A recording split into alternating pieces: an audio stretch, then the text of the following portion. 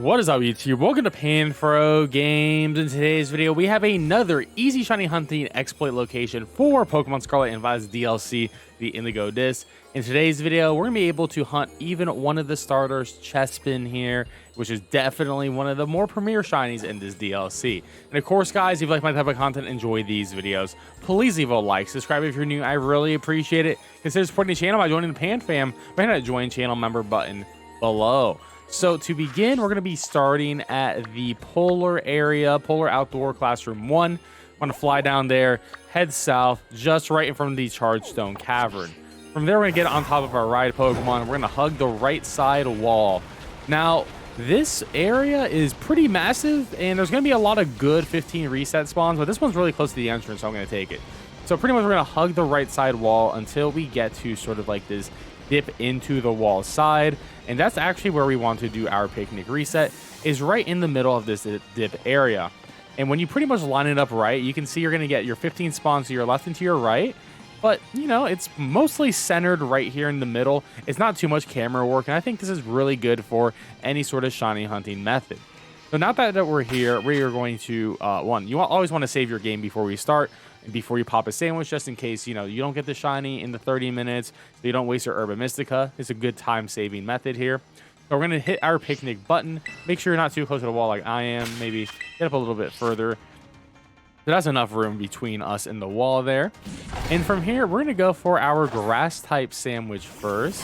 And for our grass-type sandwich, we'll be able to shiny hunt exclusively for Chespin. To make a note that you will need to have unlocked all of the starters in general to do shiny hunting methods, but for this one in particular, you're going to have to do Chespin in the Polar area. So it's going to cost 3,000 BP in the Polar area to unlock Chespin in general. So we're going to be doing a grass-type sandwich. I'm going to be doing one lettuce, one salty, and one sour, and that's going to give us encounter level 3, shiny level 3, and is also going to give us title level 3 for grass type Pokemon. There you have it, sparkling title encounter power level 3 for grass type Pokemon, and ready to begin this shiny hunt. So Chespins are going to be the only Pokemon spawning here with grass type sandwich, which is definitely phenomenal. And the best part about shiny Chespin is it is a very obvious shiny. Instead of green, it's going to be red, which I think is one of the better looking shinies in the game too. But yeah, you can see from the left and the right that you just got to pan the camera just across the screen, and you'll be getting your single spawns. Sometimes they can cluster up, but most likely you'll just be getting some single spawns. So you got one cluster over there. Of course, the more clusters you get, the faster the spawns are, and we're just going to keep on doing our picnic reset until we get our shiny. Now, if you don't like this picnic reset, this is the only grass type Pokemon that spawns in the cave, so you could do this as a walk around hunt. You will be getting less spawns, and Pokemon will be spawning behind you, so there are some risks doing this with a walk around method. But, if you don't feel like sitting... Oh my god, we got the shiny already. Are you kidding me? That's crazy. We got it in less than a minute. Shiny Chespin. Look at them. Very obvious. Very red. Actually insane. Actually completely insane luck right here. Look at that. Absolutely gorgeous shiny.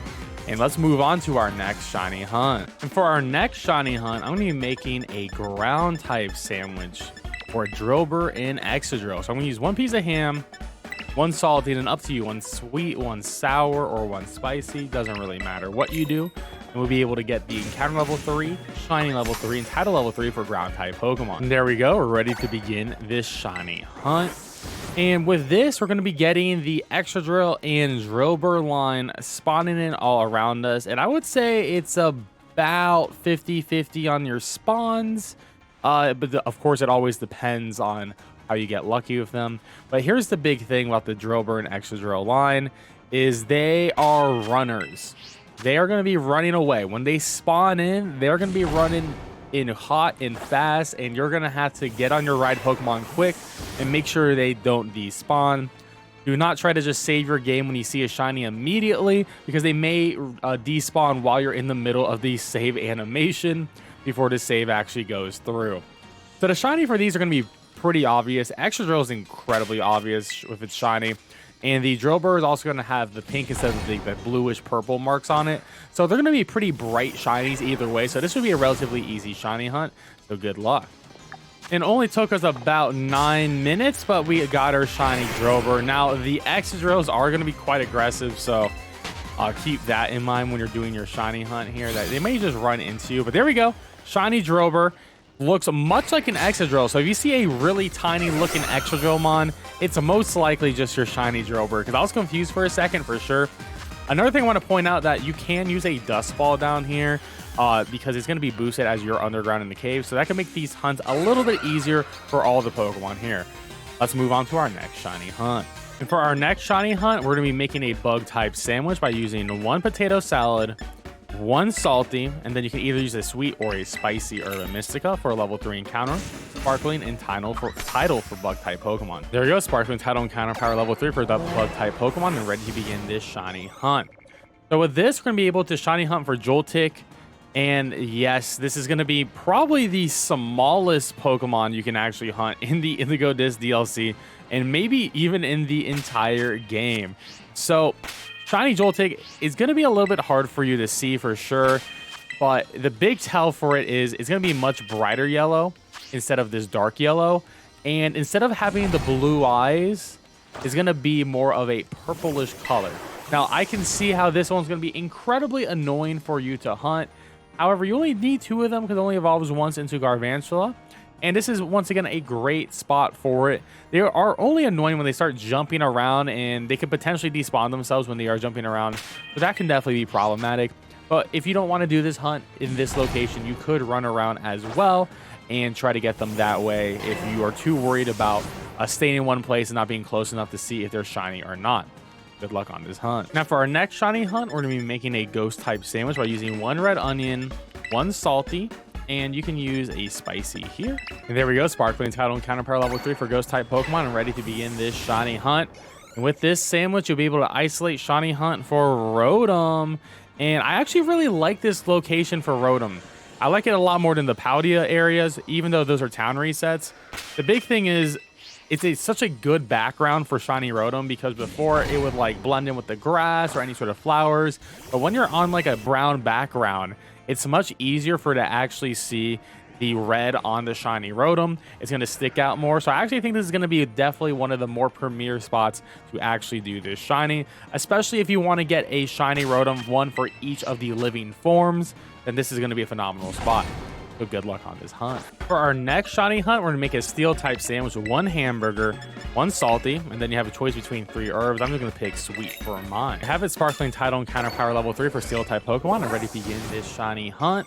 And with this hunt, we're going to be able to get Excadrill, Magnemite, and Magneton spawning. So it is not an isolated shiny hunt. However, it is still a pretty decent spot to get the Magnemite line. And of course, you know, you're going to be getting a couple extra drills. So if you happen to not have both of them, I do think this spot is going to be pretty decent. Now, the shinies for Magnemite and Magneton are going to be gold bodies instead of silver bodies, and they're going to have black tips instead of the red and blue magnet tips on them. But for the most part, you're not going to see too many extra drills here. So I still think this is going to be a viable spot to do the hunt. But of course, there are a lot of other spots to do these two that I've covered on the channel in many, many videos in the past. And lastly, because that is the last good isolated sandwich, I will say that once again, you can use a rock type sandwich or a flying type sandwich here to get Meteor. However, because you cannot actually see Meteor shiny in the wild without just auto battle spamming, I would not recommend doing that Pokemon outside of a mass outbreak. But there we have it, guys. That is all of the shiny hunts that you can do in this particular location. Let me know in the comment section below if you have any other Pokemon you want me to cover, or if you know any other good shiny hunting exploit locations. You can send me a message on Discord. I really appreciate it. And I'll catch you guys next time. Peace out and have a good one.